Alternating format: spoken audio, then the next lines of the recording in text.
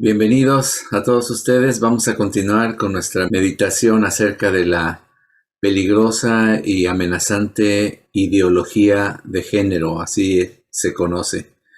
Pero antes de eso, pues bienvenidos a todos. Qué bueno que tienen este interés. Estamos poniendo este tipo de mensajes en seguimiento de los temas de la familia. ¿Por qué? Porque la ideología de género, como nada antes, es la peor amenaza para la familia. Vimos en uno de los capítulos a los enemigos de la familia y este sería uno de los más grandes, o por lo menos ahorita el más grande enemigo, más grande amenaza a nivel mundial. Y pues tenemos que hacer algo, ¿verdad? Tenemos que hacer algo y ese algo es lo que vamos a descubrir el día de hoy. Así que vamos a ponernos en las manos de nuestro Dios. Vamos a pedir al Señor que estos videos nos ayuden a abrir nuestro corazón, pero también a abrir nuestros ojos y conocer lo que muy pocos conocen, desgraciadamente. Padre, te damos muchas gracias, Señor, en esta noche, porque nos permite ser un medio de difusión de la verdad. Gracias, Padre, porque tu palabra es verdad. Tú dices en tu palabra que tú eres la verdad y que si somos tus discípulos, tus palabras permanecerán en nosotros, conoceremos la verdad y la verdad nos hará libres. Así que, Padre, gracias, Señor, porque la verdad siempre nos hace libres, siempre nos ayuda, Señor, y por más cruda y horrible que fuera la verdad, es mejor, Señor, que cualquier otra cosa, Padre. Renunciamos a toda fantasía, renunciamos a todo engaño en este día, Padre, pidiendo, Señor, que sea tu palabra la que nos lleve a esa luz y a ese entendimiento de la verdad. Gracias, Señor, gracias. Por favor, ayuda a todos los que están viendo este video o verán este video que de alguna manera han sido manipulados o engañados o están confundidos en su mente, Señor, para que ellos, Señor, puedan entender el propósito que tú tienes para sus vidas. Tú eres el Dios creador y tú no te equivocas, Señor maravilloso. Gracias por todo lo que tú nos das. En el nombre de Jesucristo nuestro Señor. Amén. Amén.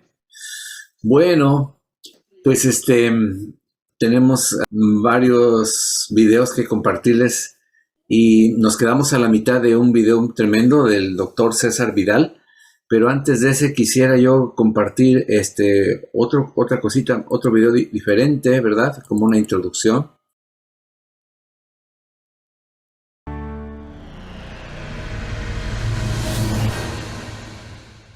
La ideología de género consiste en decir, tú eliges si quieres ser hombre o mujer. Que esto es muy dramático, porque al final esto está inscrito, cada célula de mi organismo dice que soy mujer, cada célula.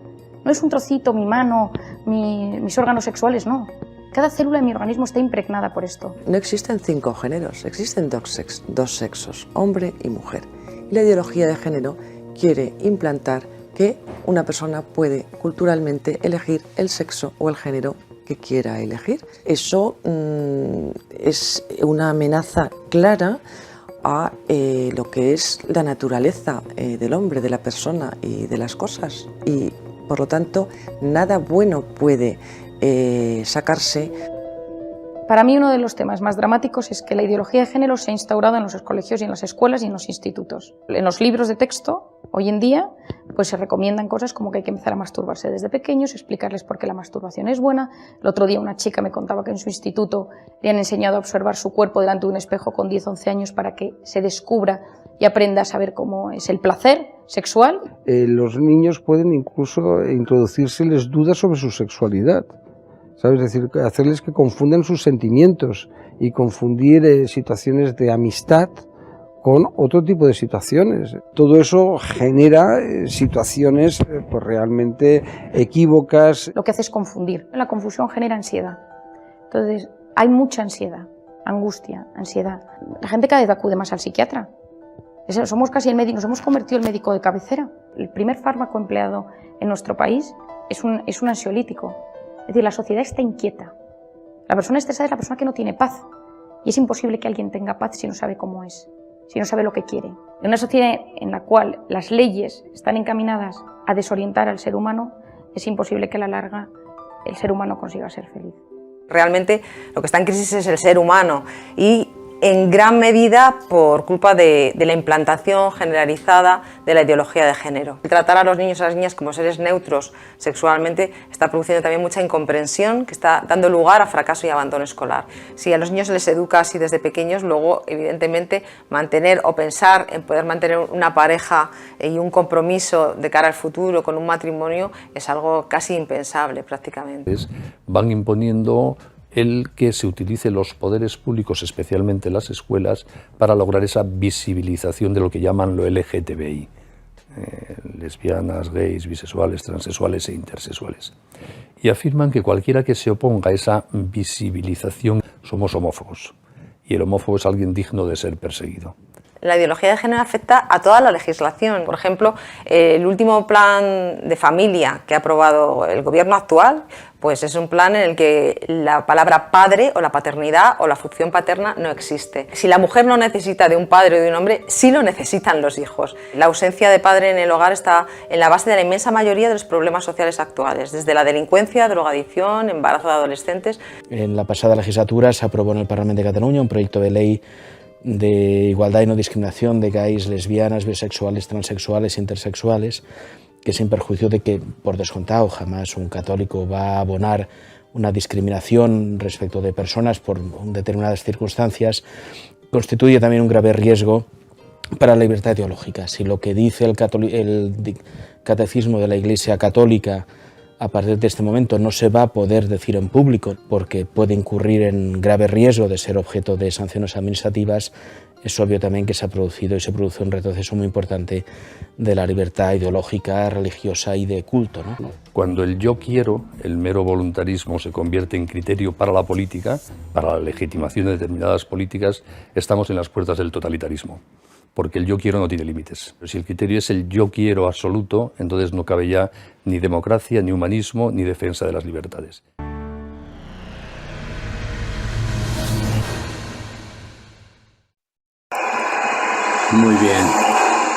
Muy bien, pues La ideología de género consiste en es tremendo si quieres ser hombre o mujer.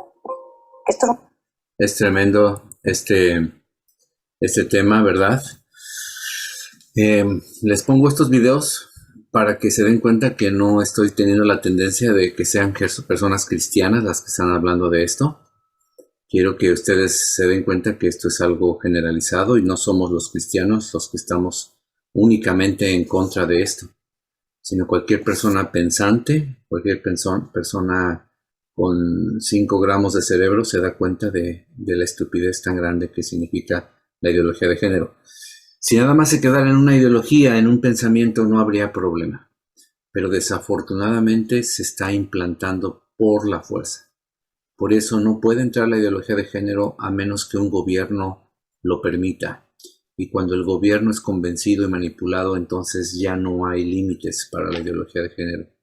Desafortunadamente ya son muchos los países, y digo muchos porque ya con 1 o 2, eso ya para mí es mucho. Pero son varios los países que ya está muy fuerte esto. Y en Estados Unidos es la amenaza que viene, ¿verdad? Ya hubo intentos de poner y cambiar los libros de texto de los niños, pero también ha habido gran oposición y por eso todavía no es un hecho. Pero hermanos, estamos a las puertas de un cambio total que va a afectar a la familia, va a afectar al mundo entero. Así que vamos a continuar con la ponencia del doctor Vidal, César Vidal, porque esta segunda parte ya habla de la iglesia, de lo que dice la palabra del Señor y qué podemos hacer. Así que pongan mucha atención, ¿verdad? Con este video vamos a entrar en materia y vamos a terminar esta exposición. Muy bien, espero que todos estén listos, viendo. Nos quedamos en este minuto y vamos a continuar en el nombre del Señor. Adelante.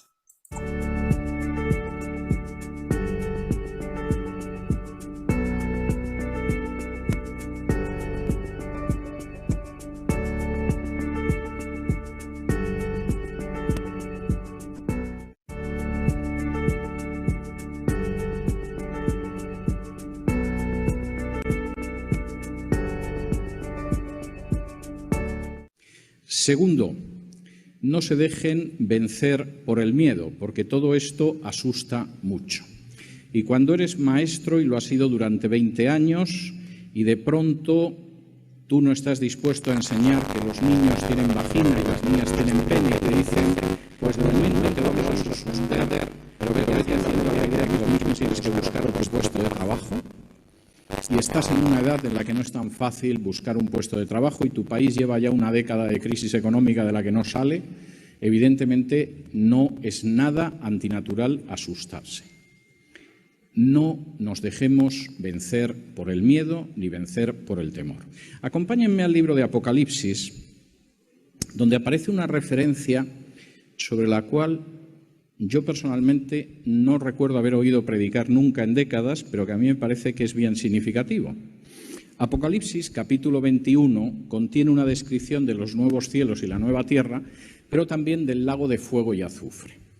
Y en Apocalipsis 21, en el versículo 8, vean ustedes quiénes encabezan la lista de los que van a parar al lago de fuego y azufre.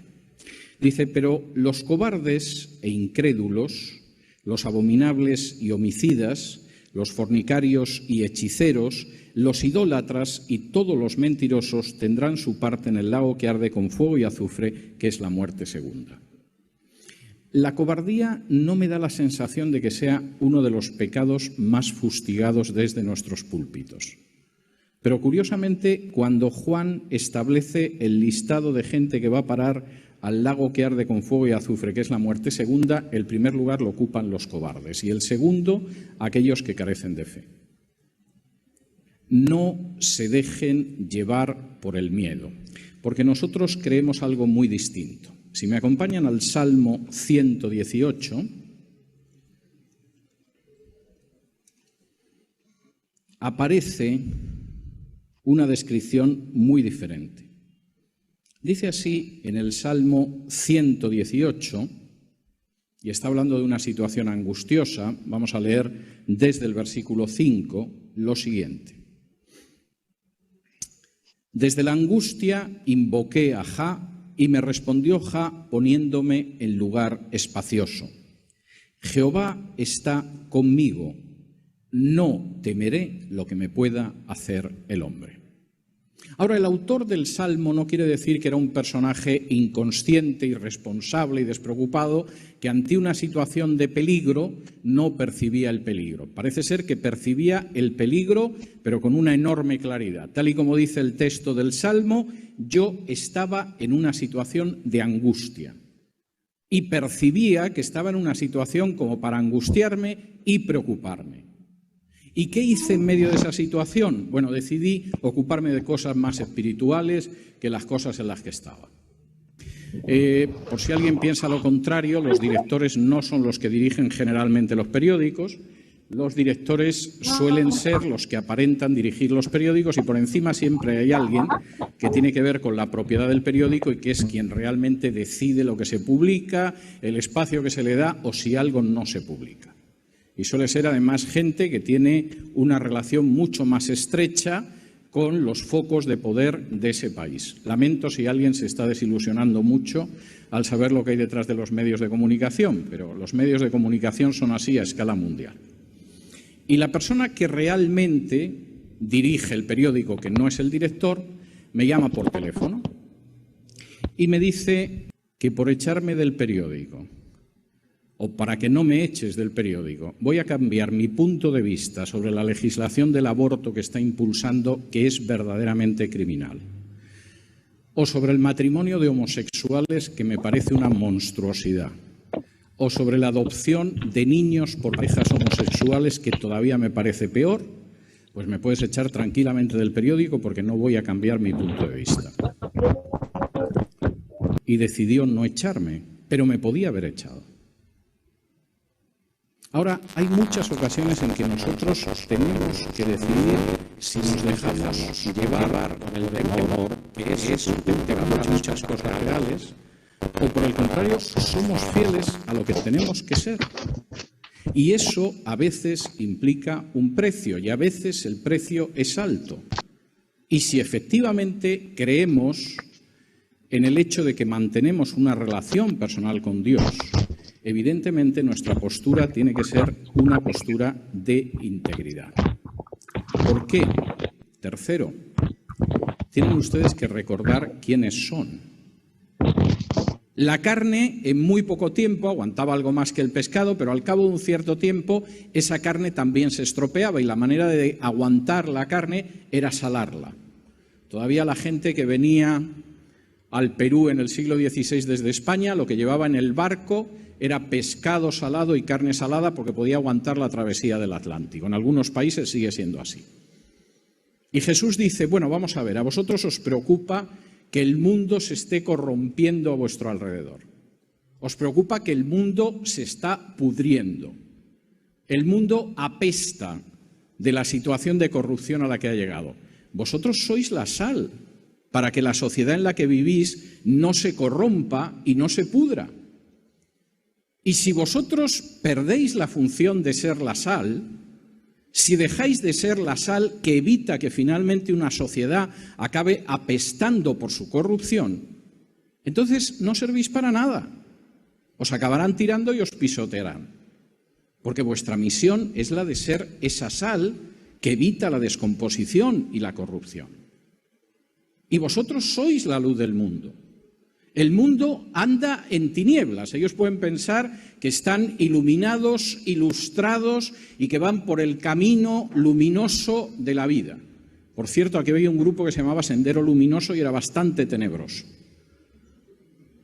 Es muy curioso cómo el ser humano, cuanto más tenebroso es, más referencias hace a la luz.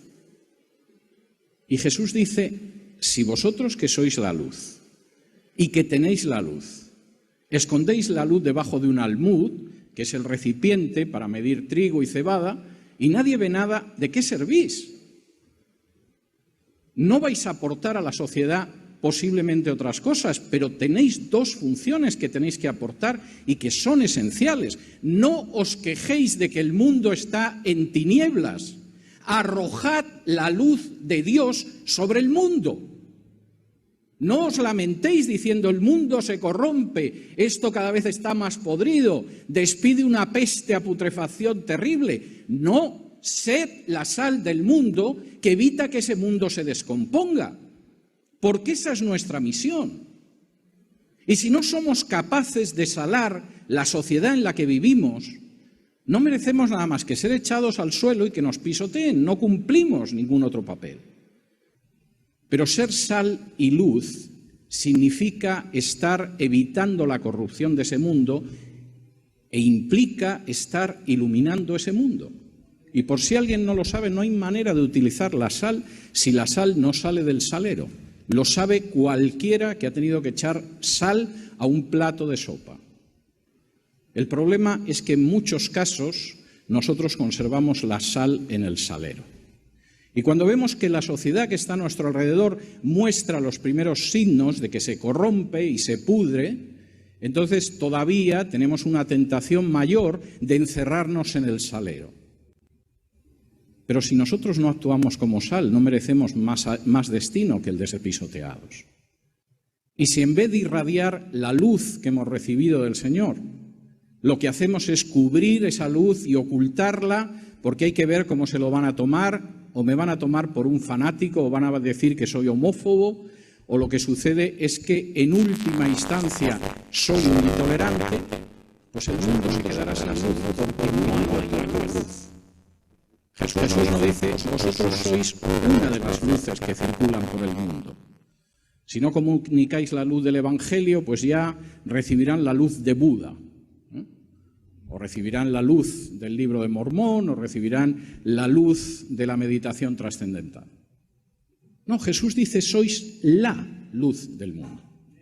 Y si vosotros la tapáis, el mundo no va a recibir ni un átomo de luminosidad en las tinieblas por las que se mueve. Cuarto, esto implica que os llevarán ante los gobernantes. Hace unos años, y me pareció de estas cosas que a mí casi me dan ternura, me invitaron a hablar en un congreso de evangelización en España y pretendían que preparara una ponencia sobre cómo dar testimonio a los políticos. Como yo entrevistaba con frecuencia a políticos y hablaba con ellos, y españoles y extranjeros, se suponía que había una forma especial de evangelizar a los políticos y entonces yo debía de tener también una fórmula mágica que permitía llegar hasta ellos y además hablar con ellos, y aquella gente estaba muy interesada en descubrir cuál era el truco que permitía esto.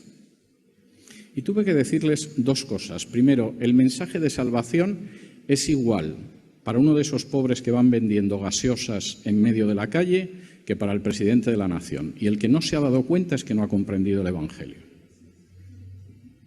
Segundo, los términos del Evangelio son exactamente igual para un gordito al que me encontraba estos días intentando venderme DVDs en la calle que para el senador más importante de la nación. Cuando Pablo estaba preso en Cesarea y el gobernador romano le llamaba de vez en cuando, porque la conversación de Pablo era interesante, era casi un filósofo, hablaba griego además, que era la lengua culta de la época, y el gobernador incluso pensaba que a lo mejor con un poco de suerte Pablo le ofrecía un soborno para que lo pusiera en libertad. Pablo empezó a hablarle del juicio venidero y de la justicia de Dios, lo cual seguramente no era muy diplomático. Lo mismo Pablo se hubiera quedado sin fotografías si hubiera habido fotografías en aquella época. Pero Pablo cumplió con su deber. Aunque aquel gobernante dijo, bueno, ya hablaremos otro día, porque esto del juicio venidero a mí realmente no me gusta. Os llevarán ante los concilios, os azotarán en las sinagogas, tendréis oportunidad de dar testimonio ante los gobernantes y ante los reyes de mí. Y esto es algo que tenemos que tener tremendamente presentes, que nadie piense que determinados caminos hay que abrirlos. El Señor los abre. Y las posibilidades de testificar en determinados sitios de pronto resulta que son mucho mayores de lo que hubiéramos pensado jamás. Y quizá no vamos a tener más que una oportunidad de testificar en ese momento. Y si perdemos esa oportunidad, no vamos a volver a tenerla. Tenemos que ser sal y luz. Y no estén pensando que esa es una oportunidad que se va a extender para los próximos 15 años y que por lo tanto se lo pueden tomar con calma. Tenemos que ser sal y luz ahora. Quinto y último. Consideren ustedes cuál es el final de la historia. Porque frente a determinadas batallas hay una tendencia a desalentarse si efectivamente esa batalla parece que la perdemos o que desde luego los demás la ganan mucho. Yo tengo que hablaros de quién es Jesús y lo que significa. Y cuando llega ahí, inmediatamente saca una serie de conclusiones prácticas. Y habla de la fe. Y va contando la historia de cómo actuaron muchos por la fe. Y llega al final y dice, y hubo personajes que su acción de fe fue impresionante. Mujeres que habían perdido un hijo y por fe lo recuperaron de entre los muertos. Hubo gente que derrotó a ejércitos muy superiores en batalla. Hubo quien conquistó reinos. Hubo gente cuyos resultados de fe fueron espectaculares, envidiables. Pero mucha gente no fue así. Hubo gente que fue perseguida por la fe. Hubo gente que fue aserrada por la fe. Hubo gente que fue encarcelada por la fe. Hubo gente que incluso tuvo que exiliarse y estaba en una situación de tanta pobreza que tenía que vestirse con pieles de animales y esconderse en cavernas por la fe. Y además vivieron en una sociedad que no se los merecía. Aquella sociedad no se merecía tener esos hombres y esas mujeres que eran hombres y mujeres de Dios en medio de ellos. Ni lejanamente se merecían a esa gente. No la apreciaron e incluso causaron lo que era una desgracia humana. Y sin embargo, ellos, por fe, siguieron adelante porque sabían que lo que había más allá de esas situaciones difíciles era la gloria del Señor. Y muchos no llegaron a verla y no vieron el triunfo de aquello a lo que eran fieles, pero sabían que el Señor era fiel y que se encontrarían con el Señor. Y entonces el autor de Hebreos dice, eso mismo sucede con vosotros. La vida cristiana es una carrera. Hay gente que piensa que la vida cristiana es una cómoda tumbona, un sillón apacible. En un momento determinado en el punto cero de la vida cristiana. Uno se ha convertido, tiene la vida eterna, está seguro de que va a ir al cielo y se sienta tranquilamente a esperar a que se produzcan los hechos. En algún momento se morirá y irá con el Señor, o a lo mejor viene antes el Señor y se produce el arrebatamiento, etcétera, etcétera, y entonces está muy cómodo. Y el autor de Hebreos dice, eso no es la vida cristiana. La vida cristiana es una carrera constante y una carrera que hay que correr con paciencia. Y cualquiera que haya corrido una carrera sabe que en las carreras hay que administrar el aliento, hay que administrar el resuello, porque si no, cuando llevas unos metros te desplomas y te caes. Cualquiera que haya corrido una maratón o algún tipo de prueba sabe que las carreras implican velocidad, pero también resistencia y paciencia. Él dice, tenéis que correr con paciencia. Tenéis que correr hasta el final. Tenéis que correr dándoos cuenta de que antes de vosotros y al mismo tiempo que vosotros y después de vosotros habrá gente que vivirá en terribles situaciones porque la sociedad en la que viven no los merece. Y son testigos de vuestra fe, que tenéis que tener en cuenta también al ser vosotros testigos de la fe. Y tenéis que fijar los ojos en Jesús, porque Él acabó la carrera. Y cuando Jesús, después de iniciar su ministerio y tener partes de su ministerio que eran hermosas, multiplicaba los panes y los peces, sacaba a un amigo de la tumba, devolvía la vida al hijo de una viuda, curaba a los enfermos, ponía a los paralíticos a caminar, de pronto se encontró la cruz. En ese momento no dijo, bueno, hasta aquí hemos llegado y mi papel como Mesías ha terminado y vamos a ver cómo buscamos una salida civilizada a esta situación. Jesús, que sabía lo que había detrás de la cruz y que había venido principalmente para eso, no interrumpió su carrera espiritual, sino que, como dice Pablo, hecho siervo, descendió hasta la muerte y esa muerte fue la muerte de cruz. Y el autor de Hebreos dice, esa es exactamente vuestra situación. Esta vida es una carrera. A veces en esa carrera se obtienen victorias increíbles. A veces uno vive en sociedades ya especialmente corrompidas que no merecen ni lejanamente a la gente que es sal y luz en medio de ellas.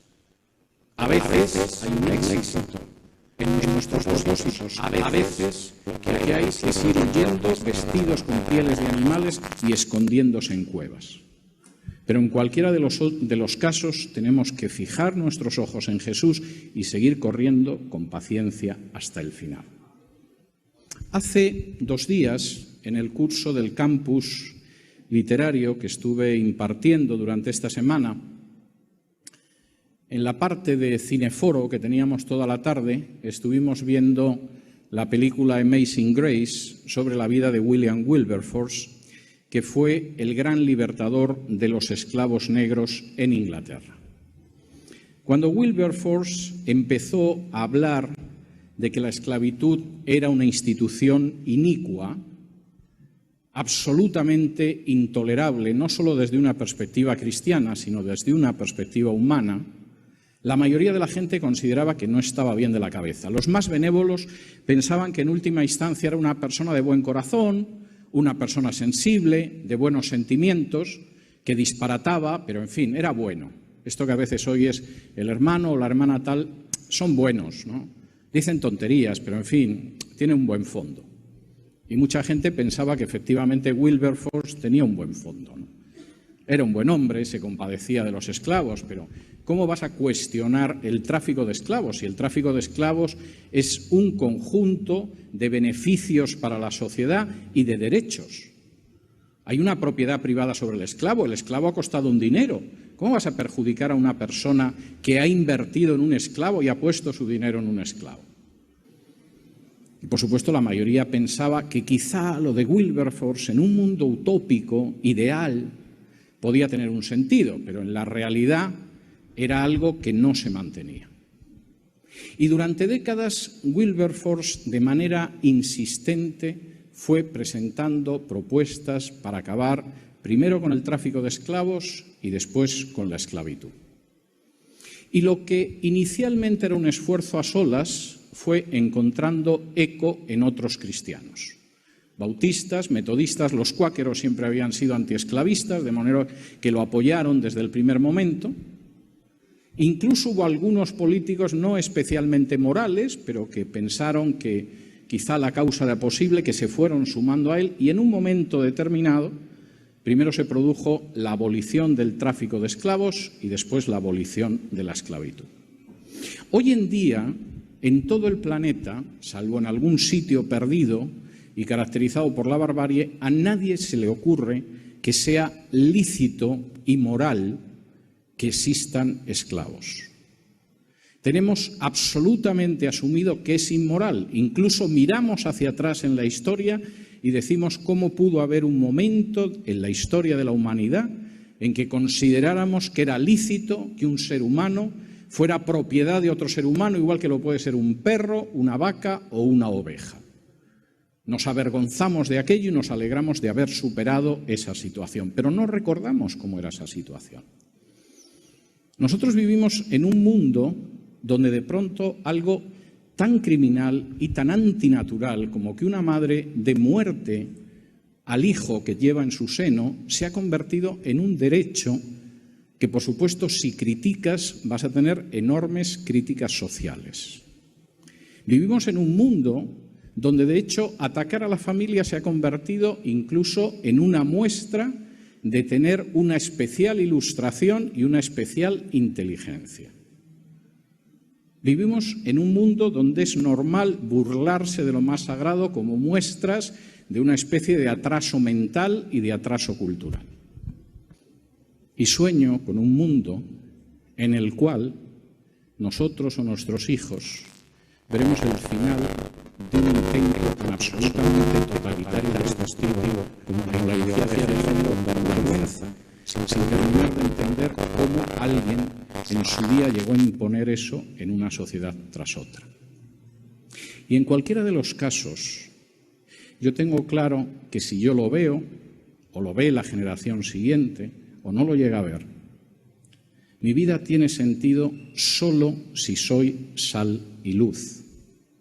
Y mi vida solo tiene sentido si soy fiel a aquel que dio su vida por mí en la cruz. Y mi vida solo tiene sentido si, siguiendo su ejemplo paso a paso, continúo con paciencia la carrera hasta la meta.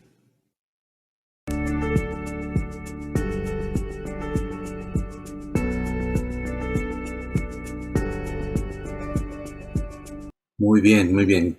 ¿Qué les parece hasta aquí, hermanos amados? Quiero ver si se está entendiendo, si están poniendo atención. ¿Qué les parece hasta acá? Quiero poner otro video diferente para que no se me aburran con este tema, ¿verdad? Sino que podamos ver algo diferente.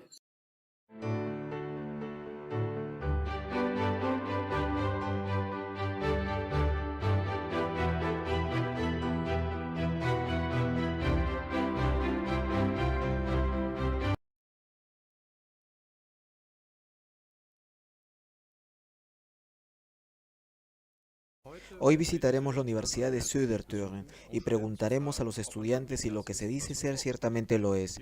Si hay aquí respuesta correcta o errónea, veremos si lo averiguaremos. ¿Qué significa para ti política identitaria? ¿Es algo que simplemente existe? Difícil pregunta. Es una política que cada vez es más necesaria. ¿Es importante para ti decidir sobre tu identidad de género? Absolutamente. Sí, es importante, sí. Sí, absolutamente. Del individuo completo. Algo muy importante, definitivamente. Porque tú no puedes ser lo que no eres. Sí, claro. Tú puedes al menos decidir por ti mismo. Si dijera que soy un hombre, ¿qué dirías? Creo que no me interesaría mucho. Quiero decir, no me interesaría. Diría, bien por ti que has decidido ser un hombre. Al comienzo estaría un poco sorprendido porque no lo pareces. Tú te ves como una chica. Pero si tú misma te identificas como hombre, está bien para mí. Te queda. Bien por ti, no reaccionaría de otra forma, sino diría, está bien, ¿cómo te llamas? Entonces diría, ok, está bien, Si te dijese que soy japonesa, ¿qué dirías? Diría espontáneamente que no lo eres. Japoneses tienen otros ojos. Normalmente, cabello negro, se trata más de los rasgos externos. No lo sé. Te queda. Tú no te ves japonesa, por decirlo de alguna manera. Tendría pues algunas preguntas. Es verdaderamente un poco complicado. No te podría ver como una japonesa. ¿Por qué no? Quizá porque se tiene una determinada imagen cómo se debería ver una persona japonesa, con rasgos asiáticos. Tú me puedes ver como un hombre, pero ¿no estás segura que yo sea japonesa? ¿Por qué?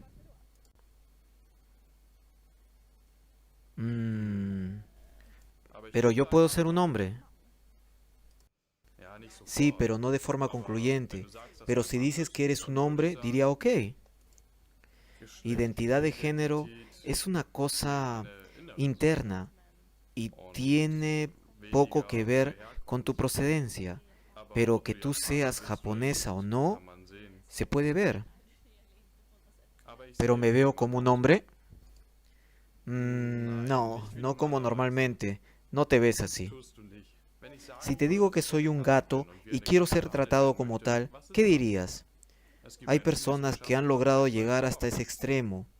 No sé, con eso se alcanza un límite en que la decisión no depende de mí. ¿Qué dirías si te dijera que mido 2 metros? Diría no. ¿Por qué? Visto científicamente, no mides 2 metros, pero soy científicamente un hombre. Creo que eso tiene que ver más con un sentimiento. ¿Podrías decir que mido 2 metros porque así me percibo? No.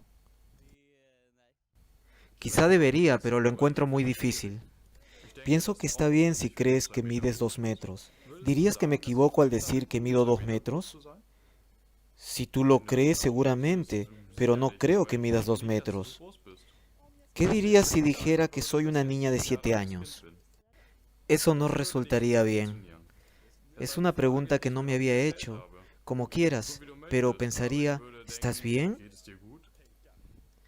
Ahora llegamos al tema biológico. Si tú eres hombre o mujer, si tú tienes 7 o 20 años, no, la verdad, no tengo una respuesta adecuada. ¿Podría matricularme otra vez en una escuela primaria? Si ya la has terminado, se vería raro que lo hicieses. Yo mismo no sé por qué. Bizarro. Mi reacción sería que no te volvieses a matricular en la escuela primaria. Ahora, esa es una pregunta aún más difícil. Visto biológicamente, no podría ser una niña de 7 años.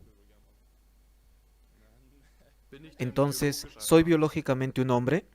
Ahora, las preguntas se ponen de verdad muy difíciles. No, creo que no lo eres. Si me siento como una niña de 7 años, ¿debería entonces frecuentar también niños y niñas que tengan 7 años? No, diría que no. Que tú te sientas como alguien de 7 es una cosa, pero lo que tú eres en realidad es otra. ¿Es tan difícil decirle a una chica que no es un hombre japonés que mide 2 metros? Si hoy en día nos educan a no nombrar hechos que son evidentes, si esto es así, ¿qué significa esto para nuestra sociedad?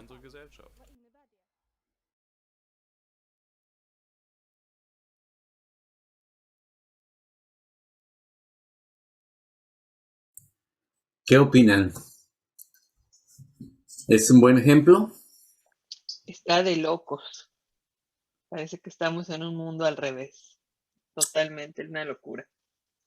O sea, aunque yo soy biológicamente hombre, tengo mi fenotipo masculino y mi genotipo masculino, o sea, tengo órganos sexuales masculinos, todas mis células son masculinas, pues ahora yo tengo derecho a verme como una mujer, pero no solo eso, sino obligarte a ti a llamarme mujer y a hablarme por mi nuevo nombre, Gustava. Y pobre de ti si me dices señor, o me dices, o me hablas en términos masculinos, porque entonces estás hiriendo mis sentimientos y estás maltratándome y estás rompiendo la ley, porque yo tengo derecho a percibirme y tú me tienes que tratar como yo me percibo. ¿Es lógico? ¿Es correcto? ¿Suena bien? Es una tontería de las más grandes del planeta Tierra, pero esa es la ley. Así van a estar las leyes. Y tenemos que orar y ser sal y luz de esta tierra, como nos exhortaba nuestro hermano con la palabra del Señor. Entonces no nos podemos quedar así nada más, ¿verdad? Es importante, ¿verdad? Que sepamos que, número uno, no tenemos miedo. Número dos, el Señor dice que somos la sal y la luz. Número tres, tenemos que exponer esa sal y esa luz. Vamos a ser llevados ante gobernantes, ante todo aquel que demande razón de nuestra fe, y tenemos que tener la respuesta clara y no tener temor. Terminó el hermano hablando un poquito en esta sección de Hebreos, donde nosotros vemos a los campeones de la fe y varios de ellos dieron su vida por la fe. No todos fueron grandes conquistadores y tremendos campeones, pero para Dios todos ellos están en el Salón de la Fama de la Fe. Así que, hermanos, con esto yo no estoy tratando de asustarles o decirles que todos vamos a tener que entregar nuestra vida por Cristo, pero tenemos que estar preparados para no avergonzarnos de la palabra del Señor. Pero estos videos nos ayudan a usar simple y sencillamente el raciocinio, ¿verdad?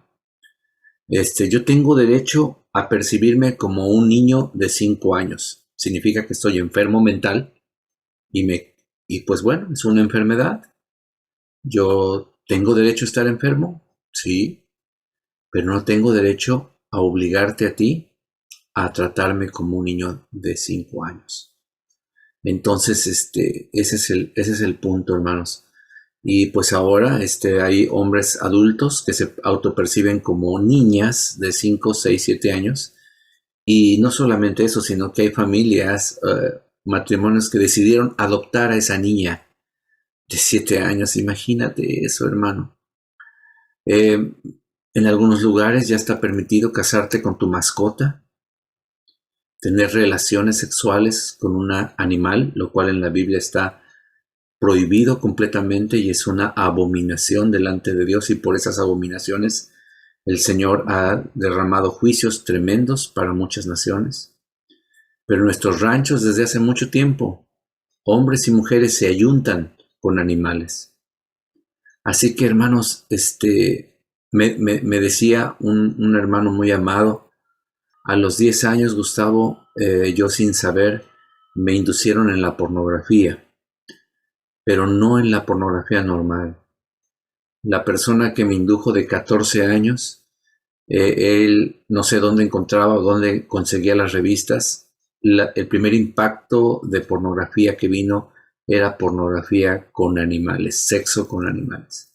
¿Te imaginas, me dice, lo que una mente inocente que todavía creía en Santa Claus fue para mí el ver esas imágenes? El tratar de entender y percibir qué es lo que estaba sucediendo. Hermanos, es algo terrible, es algo catastrófico, pero ahora se quiere legislar. Y lo peor de todo, la pedofilia. Legislar que un adulto seduzca a un niño, a una niña, y tenga relaciones sexuales con ese niño, con esa niña. Y que sea legalmente algo permitido, que no se considere un crimen. Gracias a Dios que todavía en la mayoría del planeta Tierra todavía es un crimen, pero no en todos lados. Entonces, ¿qué vamos a hacer por la familia, hermano? Quieren destruir, y en el 2030 esa es su agenda. La agenda de ellos es en el 2030 hacer un reseteo de toda la humanidad. ¿Cuántos años nos quedan? Si luchamos, no sé, pero ellos están comprometidos a que tienen hasta el 2030 para cambiar todo lo que nosotros tenemos de 2000 años, ¿verdad? De la familia, de el género masculino y femenino y de muchas, muchas otras cosas más. El 2030 es la fecha que ellos han determinado y han jurado que será el gran reseteo. ¿Qué es resetear algo? Reprogramarlo, borrarlo y empezar de cero, algo nuevo. Así que, hermanos, el Señor viene pronto.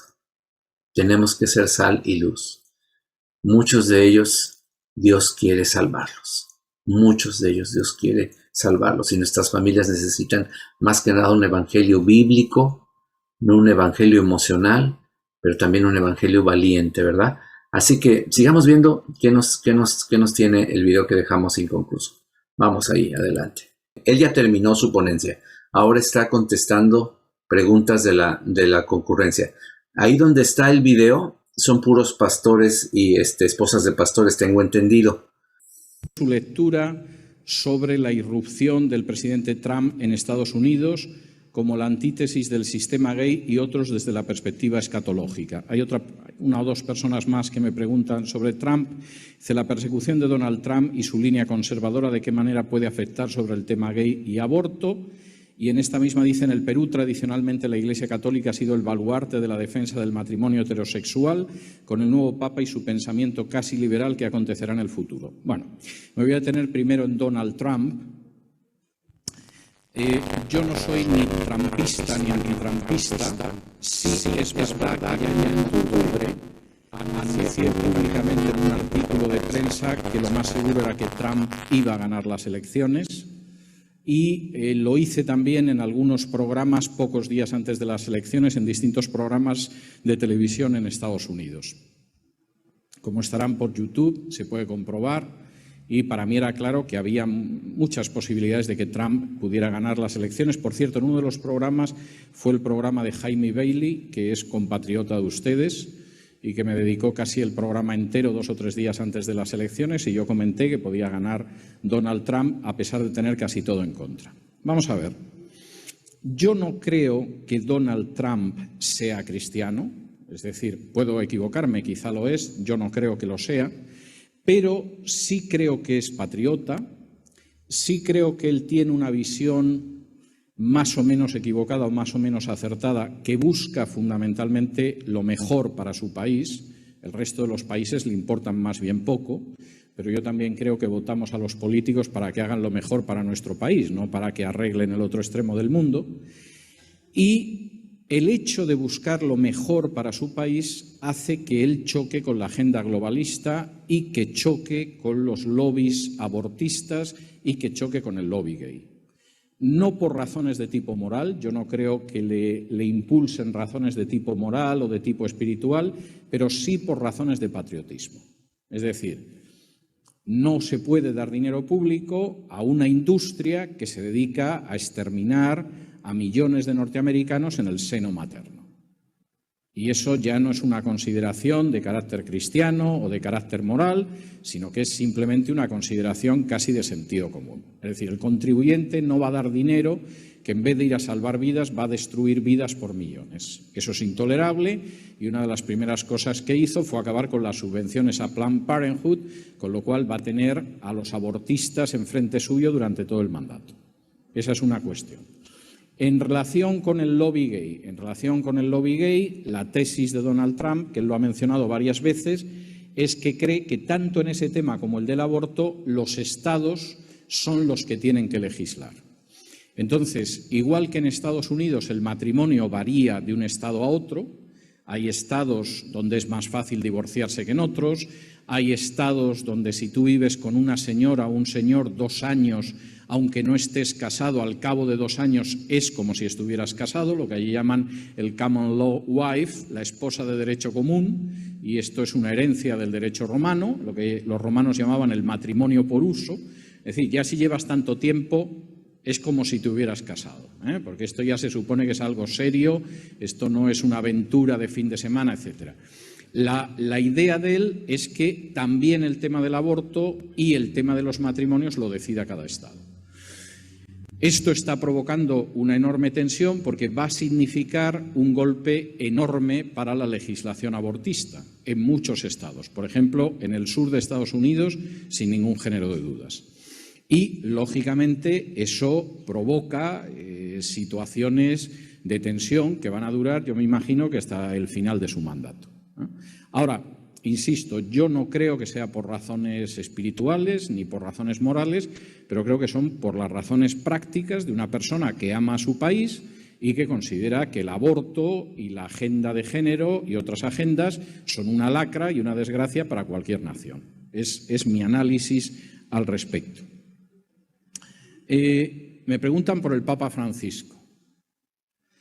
Bueno, vamos a ver. Como 2 semanas antes de la elección del Papa Francisco, yo publiqué un retrato robot de cómo iba a ser el nuevo Papa. Publiqué un retrato robot fundamentalmente porque el Vaticano, aparte de ser una religión, que es la religión católica, es un Estado, y es un Estado que se mueve por sus intereses como todos los Estados, y que además está gobernado por una monarquía, que es el Papa, y es una monarquía electiva que elige, como en las monarquías electivas, la aristocracia, que en el caso de la Iglesia Católica es el Colegio de Cardenales. Entonces, según los desafíos que tiene ese Estado, que es el Estado Vaticano históricamente, se elige a un Papa u a otro. De la misma manera que según los desafíos de un país, pues se elige a un presidente o a otro. Se puede acertar o no, pero la idea es que se enfrente con ese tipo de desafíos.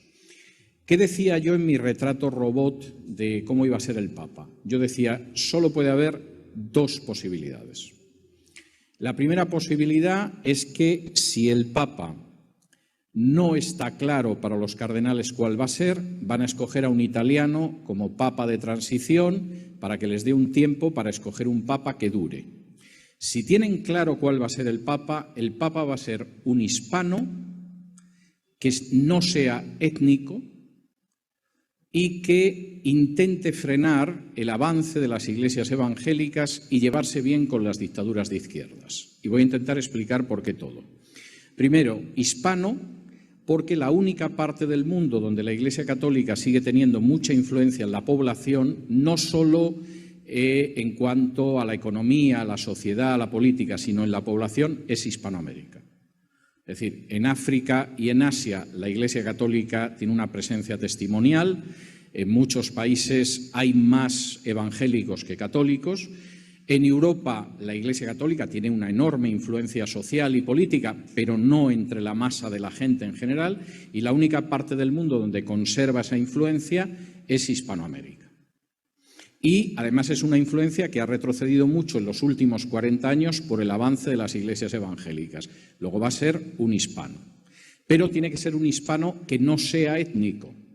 Es decir, no puede ser un mulato, no puede ser un indígena, no puede ser un mestizo, porque provocaría problemas de identificación en el resto del mundo. Luego va a ser un hispano no étnico, es hijo de italianos, o sea, menos étnico, imposible. Sí, es un argentino, pero los padres son italianos.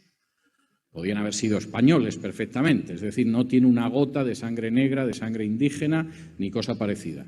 Y se va a llevar bien con las dictaduras de izquierdas, porque la tesis de la Iglesia Católica es que van a durar mucho tiempo todavía en Hispanoamérica. No solo en Cuba, sino en Venezuela, Bolivia, Nicaragua y Ecuador. Pues Bergoglio era perfecto, porque Bergoglio ya en los años 90 escribió un prólogo de 50 páginas a un libro donde estaban los discursos de Fidel Castro y las homilías de Juan Pablo II cuando visitó Cuba, donde hacía un análisis de Hispanoamérica que coincidía totalmente con la visión cubana y donde además decía que el sistema más parecido a la doctrina social de la Iglesia era el sistema cubano, con la excepción de que el sistema comunista de Cuba era ateo, pero salvo en eso era lo que más se parecía a la doctrina social de la Iglesia. Entonces, Bergoglio era el hombre para estos momentos. Y Bergoglio tiene una inclinación que es partidaria de lo que sería una agenda globalista. Y no es nuevo en esto. La última encíclica de Benedicto XVI hablaba de la necesidad de un gobierno mundial. Es decir, decía que hay una serie de problemas que no se pueden arreglar por parte de los gobiernos nacionales, incluso con agrupaciones territoriales de gobierno, y que hay que ir hacia un gobierno mundial. Y eso lo decía Benedicto XVI y lo ha vuelto a repetir el Papa Francisco. Y, lógicamente, dentro de esa agenda globalista, pues que el Papa Francisco en ciertos temas morales sea más laxo que lo que han sido otros papas, no es extraña, encaja con la agenda globalista. Hace 3 o 4 días, el editorial de mi programa de radio fue esta semana, lo que no recuerdo ahora si fue martes o miércoles, era sobre una carta que habían dirigido varios dirigentes católicos en Estados Unidos al presidente Trump para que desclasificara documentación sobre una posible intervención de los servicios secretos de Estados Unidos en la elección del Papa Francisco. Y ellos decían que fundamentalmente lo que ellos pensaban que había sucedido se debía a que la agenda globalista que impulsaba Obama y que hubiera impulsado Hillary Clinton coincidía con un personaje como el Papa Francisco y que, por lo tanto, habían participado en la elección del Papa Francisco, y para solventar esto, esta gente, que son católicos, le pedían a Trump que desclasificara los documentos. No tengo noticia de que Trump ni siquiera se haya dado por enterado de la carta, pero la carta apareció en algunos medios católicos de Estados Unidos y yo lo contaba en ese editorial. Dice, ¿cuáles serían los motivos para acabar con el modelo de familia natural y qué instituciones estarían involucradas especialmente? Vamos a ver. La ideología de género tiene una enorme importancia, pero la importancia es instrumental. Y sugiero que aquella gente que no estuviera en la exposición que yo hice el miércoles intente escucharla. Nosotros en estos momentos somos objetivo de una agenda globalista de dominio mundial. No tengo nada en contra de la globalización, es decir, a mí me parece maravilloso que algo que fabrican los japoneses lo puedas encargar en una página web que está en el Canadá y te lo traigan a Lima. O sea, eso me parece espléndido. Y me parece maravilloso que las patatas que se producen en Perú se puedan vender en la Tierra del Fuego. O sea, en ese sentido no tengo nada en contra de la globalización, soy partidario. Pero sí veo los peligros de una agenda globalista que lo que pretende es un plan de control absolutamente planetario por encima de los gobiernos nacionales y además no sometido a ningún tipo de control de la justicia, sino en manos de una pequeña élite. Esa agenda globalista, que en estos momentos está frenada temporalmente por algunos hechos como la elección de Trump, pero no solo la elección de Trump, es una agenda que tiene 3 grandes enemigos. El primer enemigo es la cultura nacional.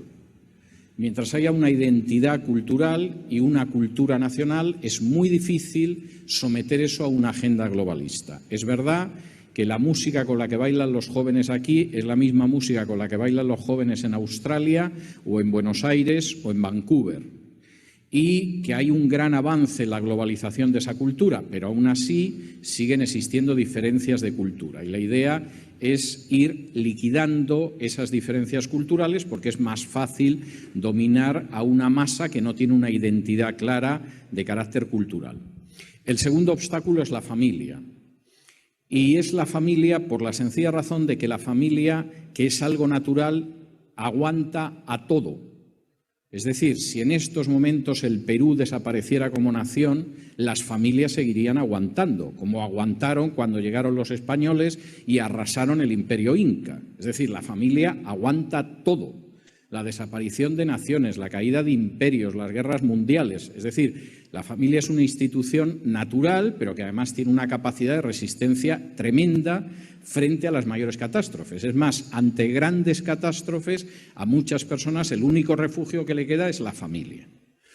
Por lo tanto, si tú lo que quieres es conseguir un dominio que es universal, lógicamente tienes que acabar con la familia, porque la familia es un foco de resistencia y un foco de refugio frente a cualquier tipo de agresión. En términos generales, todos sabemos que hay familias desestructuradas, familias desastrosas y gente infelices en las familias, pero la familia como tal es lo que mantiene que el género humano pueda irse perpetuando milenio tras milenio. El tercer enemigo es el cristianismo. Es decir, el cristianismo tiene unos principios morales que le va a llevar a defender a la familia, pero que le va a llevar a enfrentarse con una planificación de ingeniería de la población mundial que pasa por acabar con poblaciones enteras. Y el cristianismo es lo único que se sigue oponiendo, por ejemplo, a una agenda abortista o a una agenda de ideología de género. Entonces, la ideología de género en parte es instrumental, en parte también anuncia hacia dónde vamos. Y esa es la importancia que tiene. ¿Y qué instituciones estarían involucradas? Yo creo que he mostrado en la exposición, al menos he intentado mostrar, que al final todas las instituciones acaban quedando involucradas. Es decir, empieza en el sistema educativo desde el jardín de infancia, pasa al resto del sistema educativo hasta llegar a la universidad, afecta, por supuesto, a las instituciones políticas y legislativas, por supuesto, al Poder Judicial e incluso pues, a la sanidad. Incluso está afectando, y esto sería también cómico si no fuera tan trágico, está afectando hasta los urinarios. Es decir, en Estados Unidos hay un debate para que los baños sean de hombres, de mujeres y de transgéneros. Y este es uno de los debates que hay ahora, que por supuesto ya se pueden ustedes imaginar que a la inmensa mayoría de los norteamericanos no les importa un pimiento, pero que es otro de esos debates sociales que se lanzan para que al final uno se coloque al lado de la ideología de género, pues si no se coloca al lado de la ideología de género es que es oscurantista, es fanático y es un indeseable. Y en estos momentos el campo de batalla pasa por los urinarios en Estados Unidos. Dicen, los países árabes, continente africano, etcétera, ¿también se tocan estos temas de ideología de género o es un tema de Occidente, Europa, Estados Unidos, Latinoamérica? Vamos a ver, los intentos que se han hecho en los países islámicos de abordar el tema de la ideología de género, como se pueden ustedes imaginar, han terminado, pero vamos, eso han durado lo mismo que un helado al sol. Es decir, no es que no haya homosexuales en Egipto, que los hay, o que no los haya en Irán, etcétera. Pero primero es impensable que eso se vaya a imponer en un país islámico. Es impensable que despenalicen la homosexualidad, imagínense ustedes la ideología de género. Y, desde luego, toda esta gente que en un momento determinado va a manifestarse a Rusia o a México, etcétera, a favor de la ideología de género, yo no conozco ninguno que haya tenido el valor de irse a Irán o a Arabia Saudí a hacer lo mismo. Con lo cual, la agenda muestra hasta dónde estamos dispuestos a llegar. Es más, en algún caso ha habido países que sin ser países islámicos la estrategia se acabó. O sea, yo me acuerdo a la cosa de esto hace ya tiempo, quizá con facilidad 8, 9, 10 años, que quisieron organizar en Moscú la manifestación del Día del Orgullo Gay. El alcalde de Moscú les dijo que más del 90% de la población de Moscú era contraria a la homosexualidad porque era gente de sentimientos familiares, que la manifestación no estaba autorizada y que si se manifestaban sin tener autorización tendría que utilizar a la policía para disolverlos. Y se manifestaron y la policía los disolvió y no se han vuelto a manifestar.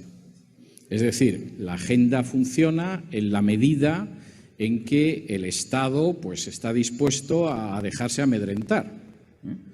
Aquí, en cuanto a que aparecieron las fotos de 2 o 3 homosexuales norteamericanos a los que la policía de Moscú les atizó con la porra en la cara, pues, no he vuelto a ver, vamos, ni siquiera una solicitud de manifestación. Y, por supuesto, en Moscú hay bares donde se reúnen los homosexuales y hay homosexuales y todo lo demás, pero como se te ocurra ir a una escuela a intentar captar a un niño para la homosexualidad o hablarle de las bendiciones de la homosexualidad, la policía te detiene, porque considera que tú no puedes hacer eso con un niño y está prohibido por la ley. Entonces, claro, en el caso de los países islámicos, pues pasa lo mismo, ¿no? Yo me acuerdo cuando el gobierno de Obama nombró como embajador en Madrid a un homosexual que fue con su novio. Entonces todo el mundo sabía que era homosexual y el novio era la pareja, y me decía el funcionario de otra embajada, un amigo mío que es funcionario de otra embajada extranjera, y me decía, bueno, pues a mí me parece muy bien, pero en vez de a Madrid lo tendrían que haber mandado a Irán o a Arabia Saudí, ¿no?, que es donde se supone que hay que convencer a la gente de las bondades de la ideología de género. Lo mandaron a España, o sea, ni se les pasó por la cabeza enviarlo a otro sitio, ¿no? Dice, actualmente en el Perú estamos luchando contra la ideología de género con argumentos científicos y legales. Veo que hay un gran sector en la población y en la autoridad del gobierno que piensa que la ideología de género es una solución para evitar el bullying cuando los niños tienen comportamientos no comunes a los demás niños. ¿Cómo podemos dar solución a este vacío sin parecer religiosos? Bueno, vamos a ver. Primero, yo no creo que el parecer religioso sea motivo para la discriminación o la condenación social.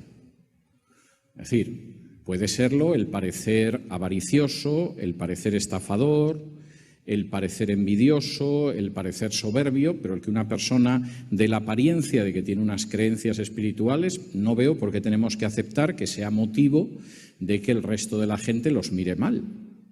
Es decir, luego esas creencias espirituales podrán ser mejores o peores, pueden ser muy negativas, pero eso no es un motivo para que la gente considere que es un apestado social y lo trate como si fuera un apestado social. Esa es la primera cuestión. Segundo, el bullying es una cosa muy seria, lo suficientemente seria como para no permitir que quede limitado a la ideología de género. Y el problema es que, refiriéndose a problemas que son serios, la ideología de género acaba limitando ese problema solamente a la ideología de género. ¿Qué es lo que pasa, por ejemplo, en España con el maltrato doméstico? El maltrato doméstico en España no existe como maltrato doméstico, es solo violencia de género. Entonces, cuando un hijo tiene, por ejemplo, o una hija, tiene a unos padres que son mayores, a veces inválidos, y los atan, o los maltratan, o no les dan de comer, eso no existe como tal violencia. Cuando, por ejemplo, son a veces los padres los que maltratan a los hijos, caso de madres que maltratan a sus hijas o de padres que maltratan a los hijos, eso tampoco existe porque la violencia doméstica no existe, solo existe violencia de género. Si un homosexual golpea a su pareja homosexual, ese es otro tipo de violencia doméstica a la que no entramos porque no es violencia de género. Y, por supuesto, si una mujer asesina al marido, tampoco entra dentro de la violencia de género y no existe la violencia doméstica. Es más, en España está prohibido publicar las estadísticas de mujeres que matan a hombres, que es un número ligeramente inferior al de hombres que matan a mujeres. Ligeramente inferior. No, el problema es la violencia doméstica, y la violencia doméstica hay que abordarla.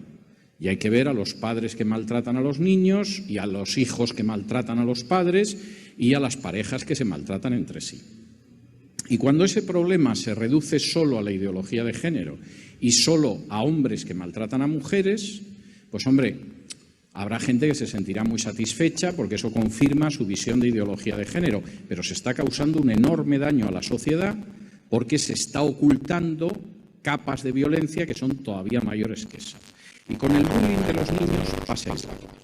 Es decir, entender que el bullying de los colegios es solo hacia aquellos niños que de pronto muestran una inclinación que es homosexual o que deciden vestirse con ropa del otro sexo, es ocultar el gran problema del bullying, que en un 90% de los casos no tiene que ver con eso. Y que se dirige a un niño que tiene gafas, a un niño que es gordito o a un niño que lleva una Biblia. Y de pronto hay una serie de compañeros que deciden hacerle la vida imposible. Entonces, claro, decidir que ese problema no existe y que el problema del bullying es solo si de pronto el niño decide ir con una faldita a clase, pues es no entrar en el problema y además aprovechar un problema grave que no se trata para hacer avanzar la ideología de género. Y yo creo que en esto, como en los otros temas, hay que insistir en que el problema hay que tratarlo. El problema es grave y el problema lo queremos abordar. Pero no vamos a tolerar que usted el problema no lo quiera ver en la mayoría de los casos y solamente quiera verlo en aquellos casos que encajan en sus prejuicios nacidos de la ideología de género. Y el tema del bullying, me alegro de que lo hayan sacado porque creo que ese es el aspecto. pueden dar datos concretos de países que fueron dañados por la ideología de género. ¿Qué opina de los Rothschild y los Rockefeller? ¿Tienen algo que ver con la agenda globalista? Y tercera, ¿hay algún arca en una sociedad donde un cristiano no pueda ocupar? Si la respuesta es no, un área. ¿Hay algún área en una sociedad donde un cristiano no pueda ocupar? Si la respuesta es no, entonces tendríamos que proyectarnos en ocupar áreas estratégicas. Varias cosas. Bueno, vamos a ver, datos concretos sobre países dañados por la ideología de género. En estos momentos es buena parte de Europa Occidental, en menor medida los Estados Unidos, y es un fenómeno, yo diría que ahora mismo, cabalgando cada vez a velocidades mayores en Hispanoamérica. Lo más dañado es Europa Occidental, pero no es igual en todos los países. Por ejemplo, en Francia, desde hace décadas, hay una batalla durísima para que se legalice el matrimonio homosexual. Y esa batalla la han perdido. Y además la pierden siempre al llegar al Tribunal Superior de Derechos Humanos de Estrasburgo, que es el Tribunal de Derechos Humanos que cubre a todas las naciones de la Unión Europea. Entonces, las sentencias que siempre hay, generalmente estas causas siempre las empieza una pareja de homosexuales que quieren casarse, el juez francés les dice que no y cumple con la legalidad, apelan hasta que llegan al Tribunal Supremo francés, el Tribunal Supremo francés dice que como no está legislado no los pueden casar y llegan a Estrasburgo. Hay varios casos. Y el Tribunal de Estrasburgo, hasta ahora de manera mayoritaria, el año que viene ya no lo sé, depende de si el tribunal sigue teniendo una mayoría de jueces sensatos, considera que si en tu país hay una ley de matrimonio homosexual te puedes casar y si no la hay en tu país, pues no te puedes casar. Y si no te gusta, pues vete a España que casan homosexuales. Y fundamentalmente esa es la sentencia y eso hace que el avance en la Unión Europea en ese terreno digamos que es muy distinto según los países. Es más, hay algunos países, sobre todo el este de Europa, que están resistiendo como leones la ideología de género. Es decir, en el sentido de que eso acaba con sus sociedades y generalmente el razonamiento que te hacen es no acabó con la sociedad del comunismo, no vamos a consentir que lo haga la ideología de género. Sobre poco más o menos ese es el razonamiento. Pero hay en otros donde el avance es tremendo y el caso de España con consecuencias funestas. ¿Qué opina de los Rothschild y los Rockefeller? ¿Tienen algo que ver con la agenda globalista? Los Rockefeller sin ningún género de dudas, pero fundamentalmente porque ellos lo han confesado. Es decir, Nelson Rockefeller en sus memorias, que son bastante aburridas en general, pero que tienen algunas cosas interesantes, son unas memorias que pueden comprar a través de Amazon y si leen inglés las pueden leer, no es algo secreto.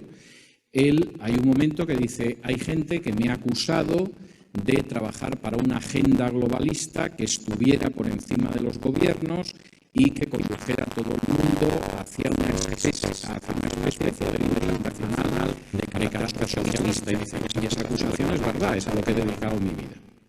Luego uno se puede preguntar qué hace un millonario como Rockefeller en esa agenda, pero se piense lo que se piense, eso no es una opinión, él lo dice en sus memorias y lo dice con bastante sinceridad. Yo creo en una agenda globalista de poder universal con unos contenidos pues más o menos socialistas. O sea, eso es bastante claro. En el caso de los Rothschild, yo no tengo noticia de que lo hayan dicho, que luego estén en ella ya es otro cantar.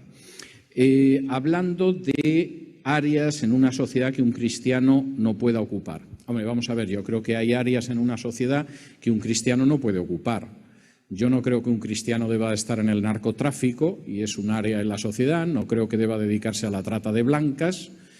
Tendría mis problemas de conciencia con un cristiano que se ganara la vida abriendo casinos. Es decir, claro que hay una serie de áreas en la sociedad que un cristiano no debe ocupar. Y en cuanto a las áreas estratégicas, vamos a ver, yo creo que hay áreas estratégicas, pero tampoco me preocuparían tanto esas áreas estratégicas, porque yo creo que hay áreas que son más estratégicas que las áreas estratégicas. Voy a intentar poner un ejemplo. Es decir, alguna persona diría, bueno, si tenemos 2 o 3 senadores o 2 o 3 congresistas, estamos entrando en un área estratégica. Bueno, el Congreso y el Senado tienen un área en todos los países del mundo solo relativamente estratégica, con poderes que están por encima de los congresistas y senadores. No me parece mal que haya senadores cristianos o que haya congresistas cristianos. Pero con seguridad es mucho más estratégico el papel en la educación o el papel en la formación de familias que lo que va a derivar del Congreso del Senado en general. No digo que no haya alguna excepción, alguna situación concreta, etcétera, pero para la marcha de una sociedad, la educación, la formación y el desarrollo de las familias es muchísimo más esencial que en un momento determinado tener un escaño o un curul en el Congreso. Y hay casos que puede no ser así, pero pesa muchísimo más en el desarrollo de una sociedad, aunque no sea reconocido. Voy a decir algo más que a algunos les puede sonar chocante, pero estoy convencido de ello. La capacidad de hacer bien a la sociedad, por ejemplo, que tienen unos buenos padres, es muy superior a la de la mayoría de las instituciones estatales. Estaba leyendo hace muy pocos días un informe médico que había salido sobre el papel del padre, no de los dos padres, del padre, del varón, en la estabilidad psicológica de los hijos. Y el estudio, que era un estudio científico, decía que si la relación con el padre en la infancia y la pubertad no había sido una buena relación de cercanía, de contacto, de educación, casi con seguridad esa criatura iba a llegar a la adolescencia con problemas psicológicos. Podían ser mayores o podían ser menores. De modo que cuando algunos están empeñados en presentar una imagen del padre como ser absolutamente inútil, estúpido, tontorrón, etcétera, que aparece en las series de televisión, no se imaginan el daño que eso causa a la sociedad. En cuanto al caso de las madres, en fin, no me voy a detener mucho, pero sucede lo mismo. Es decir, la manera en que las madres a lo largo de milenios han socializado a los hijos, evitando que se convirtieran en delincuentes, en vagos, en seres absolutamente negativos para la sociedad, eso nunca se le va a reconocer a las madres con justicia. Entonces, vamos a ver, hay mucha gente que piensa que solo algo muy público y muy visto y muy reconocido tiene valor. No, pues, yo no lo creo. Yo no lo creo. Y creo sinceramente que las cosas que suceden dentro del hogar es de una trascendencia que pasamos por alto, pero que es inmensa. Sobre todo por la cantidad de neuróticos que hay en nuestra sociedad y está muy relacionado a la relación con los padres, ¿no? Mi pregunta es, ¿cuál es el origen e inicio de esta ideología de género? ¿Tiene algún interés económico? ¿Es para destruir o crear un caos en la sociedad? Vamos a ver, la ideología de género comienza en los años 70 con una feminista norteamericana que se llama Firestone, pero tonterías dice mucha gente en muchos momentos y la tontería no tiene la menor trascendencia. Es decir, la ideología de género empieza a avanzar a partir de la señora Firestone porque hay otra serie de elementos que encuentran que la ideología de género es ideal. Y es ideal para privar a la sociedad de anticuerpos y poder contaminar con más facilidad a la sociedad. Y sin ese tipo de ayudas, pues la gente hubiera pensado que la señora Firestone pues era una de tantas feministas desequilibradas y la cosa no hubiera pasado de ahí. En última instancia, claro que hay intereses en ese sentido. ¿A qué atribuye que en España se haya aprobado la ideología de género y sus variaciones? ¿Qué debemos hacer para no cometer los mismos errores y estar apercibidos? Bueno, vamos a ver, en España sucedió porque la sociedad era una sociedad moralmente muy reblandecida, por no decir muy corrompida, y porque además las iglesias estaban durmiendo, como decimos en mi país, en Belén con los pastores. Y la combinación de esas dos circunstancias, junto con un presidente que decidió convertirlo en la lucha de su vida, pues efectivamente permitió hacer avanzar a la ideología de género tanto que cuando ha llegado al poder el otro partido, que se supone que es conservador, no solamente ha mantenido todo, sino que ha avanzado más en cuanto a la ideología de género. ¿Había una agenda en esto? Les voy a contar una anécdota personal. Hace 1 año y medio, 2 años, yo estaba hablando con una persona con la que tengo mucha amistad, aunque su actividad política está muy relacionada con el impulso de la ideología de género. Pero por esas cosas de la vida tenemos mucha amistad y además a mí me encanta comer con pecadores y publicanos, y entonces acabo teniendo este tipo de amigos, amigas en este caso. Y entonces hablando con ella, estábamos hablando por Skype y me dice, mira, hay una cosa que Zapatero no te va a perdonar jamás porque lo va diciendo. Zapatero fue el presidente del gobierno que impulsó la ley de matrimonio homosexual y que era el anterior presidente del gobierno, no el actual. Y me dice, mira, dice, además él lo dice, lo sigue diciendo. Él dice que tú te opusieras a su política exterior, pues hombre, le molestaba, pero bueno, podía aceptar que te opusieras a la política exterior que hacía. Que te opusieras a su política económica, pues hombre, gustarle no le gustaba, pero bueno, consideraba que era tolerable que te opusieras a su política económica, que te pareciera que era nefasta y tal. Pero lo que no te va a perdonar jamás es que te opusieras al matrimonio de homosexuales. Dice, porque él había hecho unas encuestas y le daba que no iba a tener ninguna resistencia social al matrimonio de homosexuales. La Iglesia Católica no iba a hacer nada, nadie se iba a mover y la mayoría de la población iba a pasarlo con facilidad. Dice, y además iba a pasar a la historia como el primero en Europa que implantaba el matrimonio homosexual, que lo exportaba hacia Hispanoamérica y con todo el mundo en apariencia, sino aplaudiendo sin protestar. Si tú empezaste noche tras noche en tu programa de radio con el tema y en un momento determinado, en una manifestación, le pusiste 2 millones de personas protestando en la calle. Y si no te lo va a perdonar jamás, dice, además es que lo dice a la gente. Entonces, claro, estas cosas suceden, pero si en vez de haber sido una persona en un programa de radio, que hubiera sido de televisión, y si en vez de ser esos 2 millones de personas, que era gente generalmente con algún tipo de sensibilidad espiritual, que se asustaron, hubiera sido una reacción en todo el país. Y si las iglesias, como ha pasado en Colombia con el referéndum, hubieran reaccionado, pues es posible que hubiera tenido que dar marcha atrás, porque las instituciones en principio no eran favorables. Pero como al final la resistencia, aunque fuera una resistencia que sigue por lo visto recordando con mucho resentimiento, era una resistencia limitada, pues él siguió adelante y se impuso. Y en un momento determinado los que han venido detrás han seguido detrás de eso. Entonces esa es la situación en la que estamos y pregunta qué debemos hacer para no cometer los mismos errores y estar debidamente apercibidos. Pues efectivamente estar debidamente apercibidos. Es decir, si estamos apercibidos de lo que se nos viene encima y reaccionamos, podemos enfrentarnos a ello. Si estamos en la pasividad, pues no tenemos nada que hacer, ¿no? Tengo que añadir una nota que para mí es muy dolorosa, pero me parece importante. Creo que se la contaba Alicia ayer en la comida, en el almuerzo.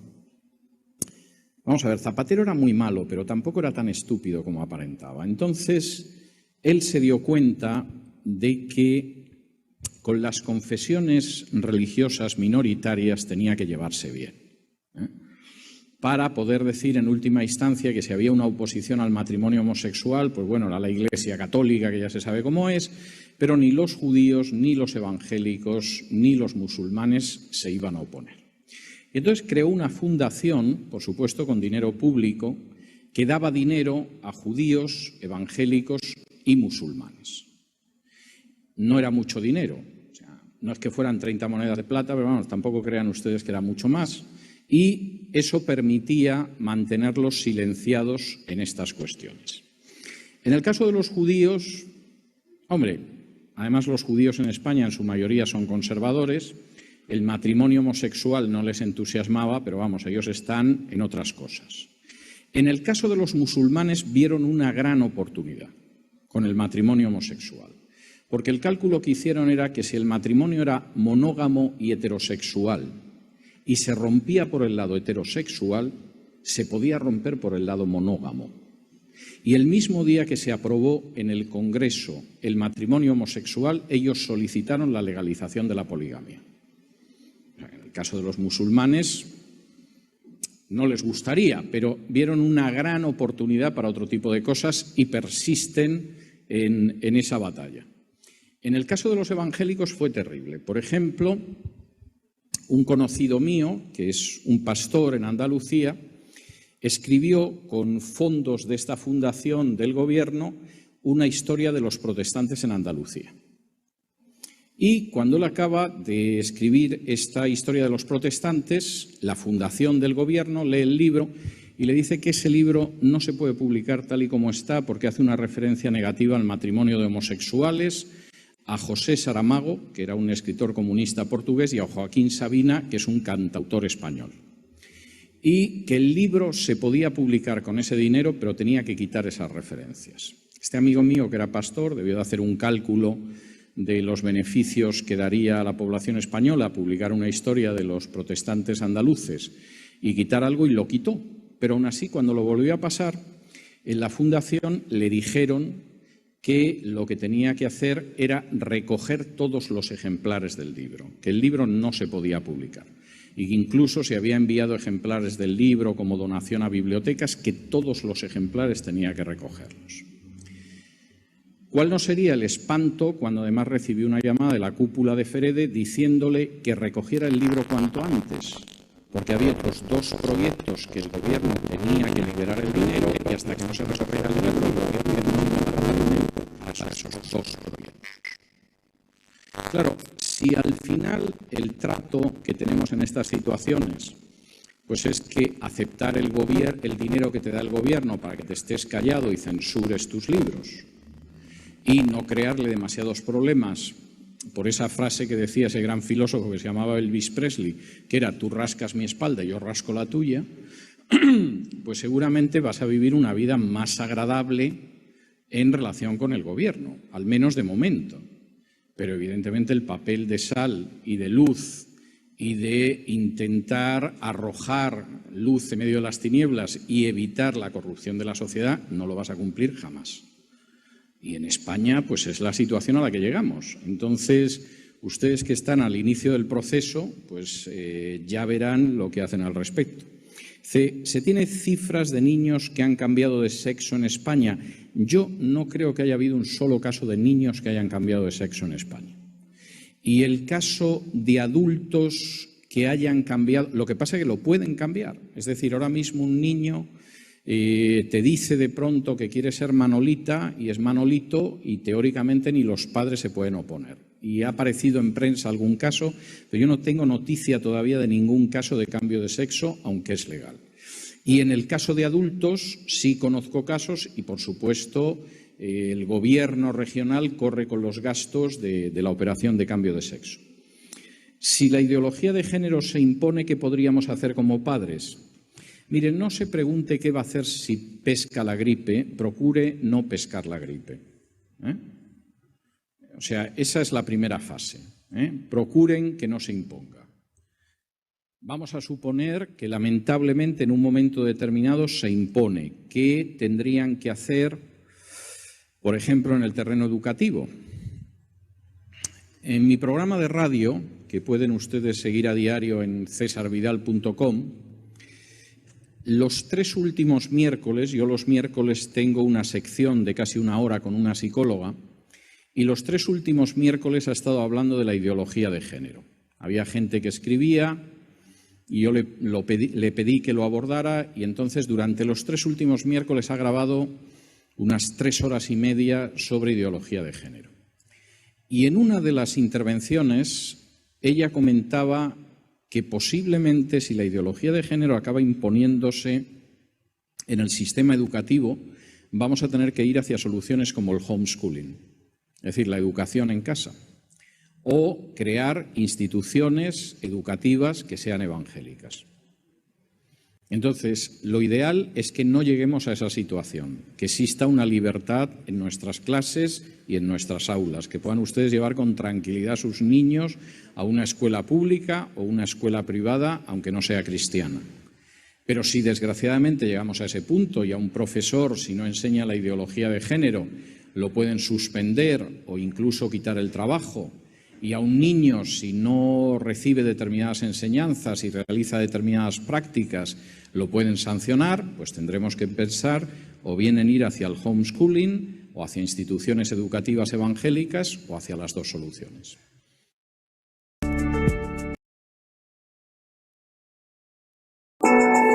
Tremendo, tremendo, tremendo, tremendo.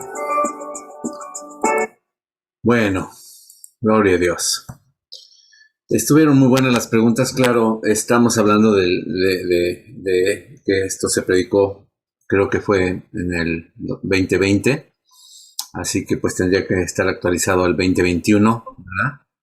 Así que pues obviamente escogí una de las tantas predicaciones que él ha dado de ideología de género, pero escogí esta en especial porque creo que era bastante cruda, bastante fuerte y quería yo que ustedes se simbraran un poquito, ¿no?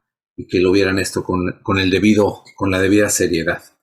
Sin embargo, pues ahí ustedes pueden consultar muchísimas otras publicaciones, no solo de él, sino de otros hermanos que hablan con mucha propiedad. Pero él es desde mi punto de vista, uno de los cristianos más cultos y más radicales y pues, más bíblicos que hay ahorita en el planeta Tierra. Así que tiene una súper influencia, ¿verdad? Él tuvo que exiliarse de España porque pues lo amenazaron de muerte. Tuvo que exiliarse, no puede entrar a España por, por razones obvias, ¿verdad? Está destruyendo a través de sus ponencias, de sus programas, etcétera, etcétera, tantas cosas. ¿Por qué no lo han matado? Porque Dios es bueno, solamente, ¿verdad? Solamente porque Dios todavía tiene un propósito para su vida, pero pues está en la mira de muchos, ¿verdad? Y así están muchos, y así tal vez algunos de nosotros lleguemos a estar en algún momento. ¿Alguien tiene algún comentario? ¿Qué les ha parecido esto? ¿Creen que es importante? ¿Creen que era necesario que lo viéramos? Bueno, yo creo que hoy más que nunca tenemos que tomar nuestro papel como hijos de Dios, ¿verdad? Ya no estar jugando a la iglesita. Yo creo que es importante que nos pongamos las pilas y que, como él mencionó en el principio, ¿verdad? La sal, somos la sal. En los discipulados ya hemos visto esto también, ¿verdad? Que somos la sal de la tierra y pues no queremos ser pisoteados, ¿verdad? Como él mencionaba, si nosotros no hacemos el cambio predicando el evangelio, dando testimonio de que en Cristo es posible todo, ¿verdad? Llevando la luz a las tinieblas, instruyendo a nuestros hijos, hablando con las nuevas generaciones. Entonces, no hay esperanza. Pero realmente la iglesia por algo nos tocó estar en este tiempo, ¿verdad? En este momento de la historia, porque la iglesia se tiene que levantar con el poder del Espíritu Santo. No es algo que vamos a hacer nosotros, es algo que el Espíritu Santo va a hacer en nosotros para poder alcanzar a las masas, ¿verdad? Poder alcanzar a nuestros vecinos, a nuestros hijos. Y yo creo que a mí me desafía, ¿verdad? Me da ánimo para echarle ganas, para no detenerme. No me da miedo, al contrario, para mí es un reto. Y creo que este es el momento que la iglesia tiene que aprovechar y meternos más con Dios, ¿verdad? Buscarlo en oración, en ayuno, adorarlo, ¿verdad? Y aprender más de la palabra para poder dar defensa del Evangelio. Eso es algo que a mí me anima y les animo, ¿verdad? Que lo miremos así. Gracias. ¿Quién más quiere compartir algo? ¿Qué le ha parecido estas ponencias, estas respuestas, esta información? Tal vez algunos sabían un poquito, pero no tanto, y los alcances que tiene. Pero bueno, ahorita si tuviéramos al hermano César Vidal en este momento, estaría hablando de Canadá. Canadá en este año, 2021, superó expectativas de muchos y ahorita en Canadá está fuertísimo y la persecución a los pastores es fuertísima. Así que, pues bueno, dale gracias a Dios que estamos en Estados Unidos todavía. Si estuviera en Canadá, ahorita estaría yo preso. Yo estaría preso en Canadá. Pero bueno, ¿quién más quiere compartir? Juan Carlos, ¿qué te ha parecido? Jessica. Buenas noches, pastor. Pues es un tema un poquito fuerte de lo que va a venir, de lo que va a pasar, pero yo me sorprendo porque cada día estamos más cerca y se ven más cosas. Por ejemplo, lo de los gays ya lo están metiendo en comerciales, en caricaturas, las novelas, o sea, como que ya lo quieren meter ya de lleno.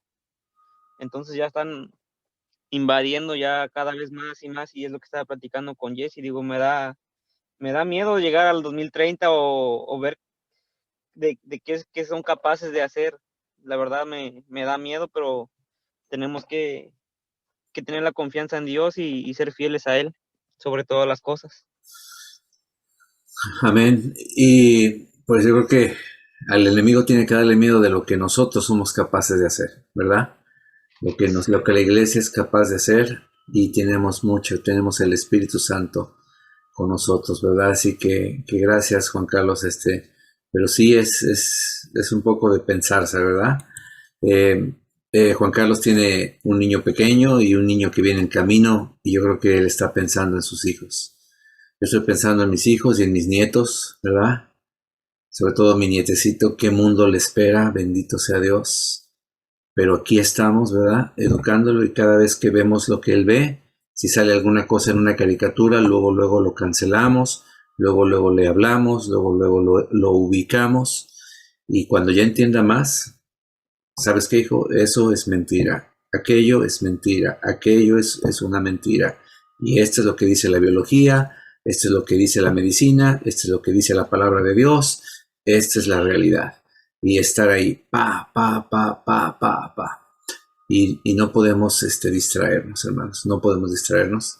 Así que la oración, el ayuno y el involucramiento con las generaciones, y el dar nuestra opinión y el no tener temor, es lo primero, hermano. Así que adelante. Pues bien, vamos a terminar aquí.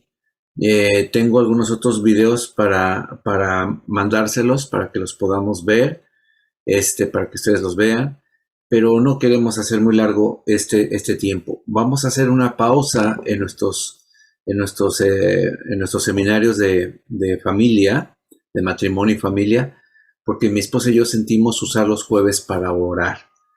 Dios nos ha estado llamando a orar físicamente juntos. Sé que es más difícil ir hasta el edificio y orar, pero yo sé que tenemos que hacer algo, tenemos que hacer un sacrificio para pedir a Dios su bendición, no solamente por esta situación, sino que la oración es para pedir un nuevo derramamiento del Espíritu Santo. Nuestra iglesia, Nueva Generación en Cristo, necesitamos un derramamiento, y necesitamos ver la conversión de nuestros hijos, la conversión de nuestros adolescentes, y eso no lo vamos a ver hasta que hagamos la guerra espiritual que se necesita hacer, hasta que nosotros como adultos nos quebrantemos, dejemos la comodidad y dejemos la cobardía, de la cual el hermano nos hablaba, que encabeza la lista de los que van a ir al lago de fuego y azufre, los cobardes. Hermano, la iglesia Nueva Generación adolece de mucha oración. La mayoría de los hombres no han querido estar en los grupos de oración telefónica. Veamos a ver si la oración tradicional de estar juntos en un edificio funciona mejor. Han puesto 1000 pretextos, y eso no es nada más de su vida. Hay una oposición satánica y carnal que Dios quiere romper en nosotros. Tal vez algunos digan, caray, entonces ya esta no es la iglesia que me conviene. Dios te bendiga, mi querido hermano, mi querida hermana, pero nosotros sí vamos a meternos duro con el Señor. Así que te invito el próximo jueves, ¿verdad? A las 7, ¿verdad? Los que puedan. 7:30. Para empezar en punto. Para empezar en punto, podemos llegar antes, ¿verdad? Pero a las 7:30 dejamos de platicar y nos metemos un ratito a orar. No va a ser muy largo, pero sí va a ser intensivo, va a ser fuerte. Y yo quisiera verlos a ustedes ahí, ¿verdad? Haciendo un esfuerzo en el local de la iglesia, en el centro de la ciudad. Está céntrico para todos, ¿verdad? No es hasta mi casa, ni mucho menos, pero es ahí. Y pues lo tenemos ya rentado, ¿verdad? Y no lo estamos usando, así que lo vamos a usar. Pero bueno, por un tiempo, ¿verdad? Después vemos qué hacemos y continuamos con programas estos, pero hermano, espero que haya sido una bendición esta primera etapa de familia, de matrimonio. Vamos a seguir, pero ahorita la indicación del Señor es, quiero que los jueves estén orando. Así que vamos a estar no solamente orando, vamos a estar ministrando, vamos a hacer varias cosas, y tal vez en un futuro cercano va a haber liberaciones, va a haber varias cosas, va a haber una administración, va a ser un día de una noche de administración especial. Así que hermano, gózate, alaba al Señor, echémosle ganas. Ahorita Dios nos ha dicho oración, ¿verdad? Pero vamos a ver qué más nos dice el Señor. Oración, adoración, pero estar buscando el rostro del Señor, intercediendo, pidiendo a Dios por cada familia, por cada uno de tus hijos y tus hijas, y echarle ganas, hermanos, en el nombre del Señor, para que Dios nos use, porque estamos muy lentos, estamos muy en el salero. La sal está en el salero y necesita salir del salero. Pero si sales así nada más en tu emoción, Cristo dijo, no se vayan de Jerusalén hasta que sean investidos de poder desde lo alto. Y si has visto que has hecho mucho esfuerzo y pocos resultados, es porque nos falta el poder de lo alto. Y es lo que vamos a buscar. Vamos a buscar el poder de lo alto para hacer luz a todas las naciones. Así que vamos a echarle ganas, hermanos. Gracias por estar aquí. Qué bueno que te conectaste. Y pues estaremos subiendo estas 2 últimas reuniones al canal de la iglesia para que todos los que no tuvieron oportunidad de escucharlo, pues lo puedan escuchar. Que Dios me los bendiga, hermanos amados. Hasta luego. Los animo, hermanos, para que nos reunamos a orar, ¿verdad? Yo sé que es un poquito para algunos difícil, pero hagan lo posible, ¿verdad? Creo que Dios va a traer cosas nuevas a nuestra vida y queremos por lo menos noviembre y diciembre estar orando los jueves y que Dios nos hable qué vamos a seguir haciendo más adelante. Así que ánimo y vienen cosas buenas para su iglesia. Que Dios me los bendiga. Feliz noche. Feliz noche.